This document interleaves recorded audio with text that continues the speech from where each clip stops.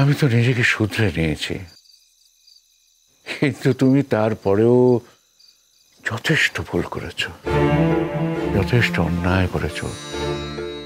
বৌমা তো তোমাকে সারিয়ে সরিয়ে সুস্থ করে বাড়ি পাঠিয়ে দিল, তুমি তারপরেও তার সাথে বেইমানি করেছ। কথাগুলো তোমার মনে আছে? হ্যাঁ, মনে আছে। সেই জন্যই তো বৌমার চোখের দিকে ভালো করে আমি তাকাতে পারিনি। ওই জন্য তো সেদিন গিয়েছিলুম গো, বৌমা কেমন সুখে আছে সেই সুখটুকু দেখতে। বৌমা সুখে আছে, ভালো আছে, আমি খুব খুশি, জানো তো। তুমি কি জানো রোহিত অসুস্থ? হ্যাঁ, সেদিনে খুব কাশতে দেখলুম তো। শুধু কাশির জন্য নয়, রোহিতের একটা ভয়ঙ্কর অসুখ আছে, তুমি কি সেটা জানো? হ্যাঁ, সে তো শুনেছিলাম গো। তারপরে সে সব কি সব চিকিৎসা করে তো ভালো হয়ে গেছে। না, ডিঙ্কা আমাকে ফোন করে জানিয়েছে রোহিত একেবারে শেষ অবস্থায় এসে দাঁড়িয়েছে। কি কথা বলছো তুমি? সে কি কথা? এই যে 1 মাস ওকে কিডন্যাপ করে বাইরে নিয়ে গিয়েছিল, সেখানে না পেয়েছে ওষুধ, না পেয়েছে কোনো যত্ন আত্মি, ওখানে ওর সর্বনাশ হয়ে গেছে। ওকে রোগ আরো কঠিনভাবে আঁকড়ে ধরেছে। এত খারাপ অবস্থার মধ্যে এসে দাঁড়িয়েছে, ডাক্তার তোকে বলেই দিয়েছে ওকে করার কিচ্ছু নেই, ও কেমো টেমো ওইসব থেরাপি আর কোনো কাজেই লাগবে না। কি বলছো তুমি? হ্যাঁ, ঠিকই বলছি। বৌমা জানে তো? হ্যাঁ, ডিঙ্কা যখন জানে, বৌমাও নির্ঘাত জানে। তাই আমি ভাবছি এই কঠিন সময় বৌমার পাশে দাঁড়ানো দরকার। আমি বৌমার কাছে যাব। ডাক্তার তো বলে দিয়েছে যে কদিন পারেন বাড়িতেই রাখুন, বাড়িতেই সেবা যত্নের মধ্যেও থাকুক, এছাড়া কোনো উপায় নেই। বৌমা তো পণ করেছে, সে নাকি ওকে বাঁচিয়ে তুলবে। বলা যায় না, সাবিত্রীর পণ হয়তো সে সফল হতেও পারে, কিন্তু কি যে হবে আমরা তো কিছুই জানি না। ডাক্তার যখন হাল ছেড়ে দিয়েছে, আমরাই বা কি করে ওকে বাঁচিয়ে রাখবো, কিছুই তো বুঝতে পারছি না। হ্যাঁ, বাইরে থেকে এখন আমাকে দেখে তোমার শান্তই মনে হচ্ছে,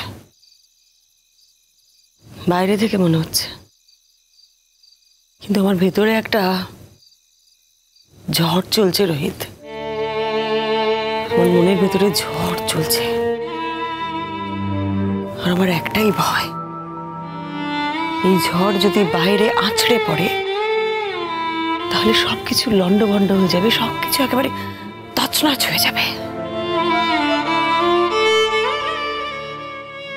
আমি ঈশ্বরের কাছে একটাই প্রার্থনা করছি, জানো তো, ঈশ্বর যেন আমাকে শক্তি দেন। আমার জীবন নিয়ে তো অনেক পরীক্ষা নিরীক্ষা উনি করলেন, আবার পরীক্ষা করছেন, কিন্তু এই পরীক্ষায় পাশ করার শক্তিটা যেন আমাকে উনি দেন।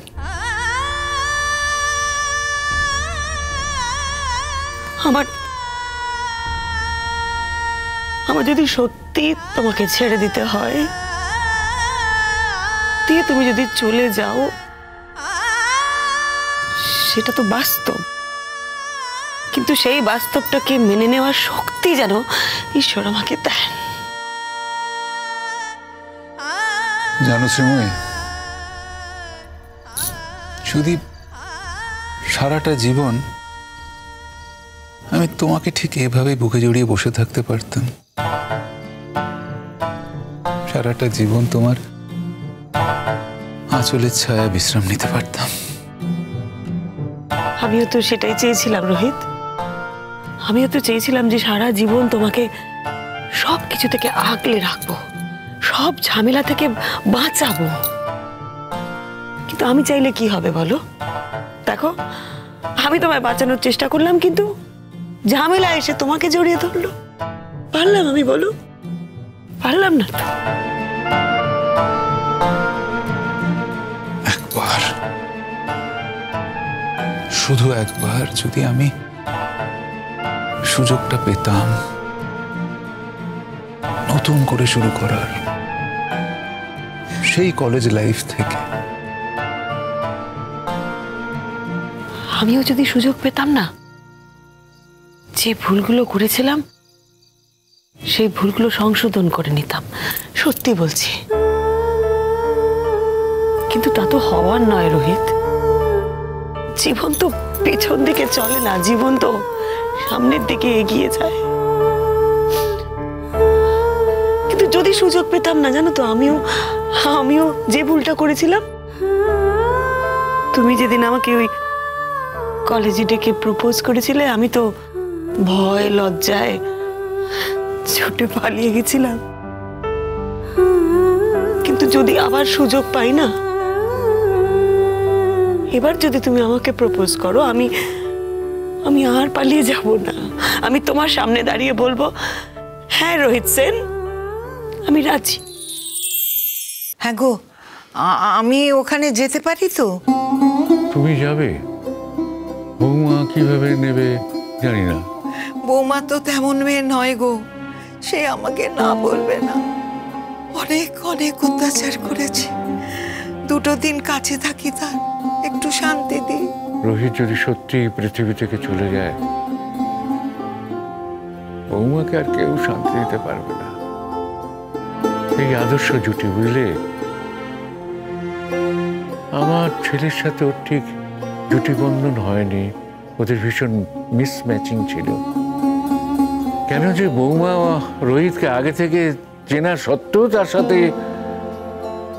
রিলেশনশিপটা স্টার্ট করেনি, সেটা আমি ভাবছি। সেটা যদি করতো তাহলে এই দিনটা ওকে ফেস করতে হতো না।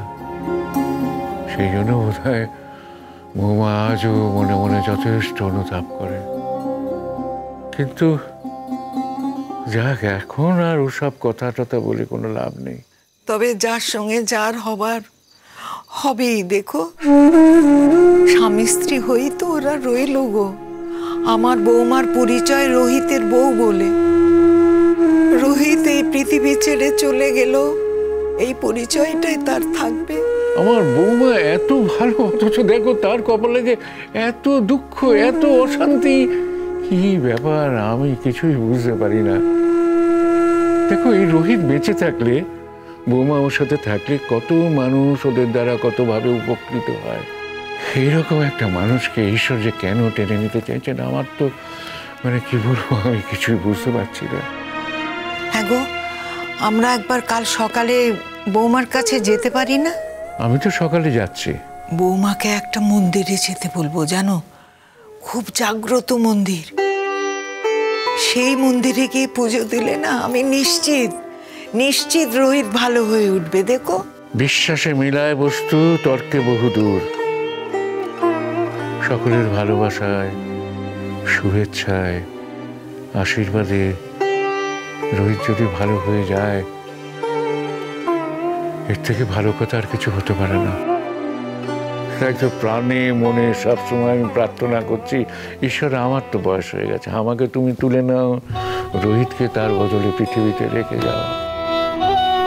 ঈশ্বরকে আমার বারবার বলতে ইচ্ছে করে, ঈশ্বর, তুমি যখন এত কষ্ট, এত দুঃখ দাও, সেগুলো সইবার শক্তিও তুমি দিও। ঠিক আছে, তুমি বৌমার সাথে একটু কথা বলে নাও। তবে রোহিত যে এতটা অসুস্থ, ওকে বলার দরকার নেই, শুধু বলে দাও যে কালকে আমরা ওর কাছে যাব। আমি তো সারাদিন বৌমাকে ফোন করতেই পারলাম না। কি মুখে কিভাবে বৌমাকে আমি ফোন করব? আরে বৌমাকে আমি ফোন করলে সে তো কান্নায় ভেঙে পড়বে, এটা তো আমি জানি। সে তো আমাকে বাবার মতো দেখে, আমিও তাকে মেয়ের মতো দেখি। নিজের মেয়েকে দিয়ে তো আমি মেয়ের সুখ পাইনি, সেই সুখ তো আমাকে বৌমাই দিয়েছে। তাই বৌমার এই খবরটা পেয়ে আমার মনটা এত খারাপ লাগছে। কালকে যতক্ষণ না বৌমার কাছে যেতে পারছি, আমার কোনো শান্তি নেই, বুঝলে? আমি বৌমাকে এক্ষুনি ফোন করছি গো, আমি যাচ্ছি।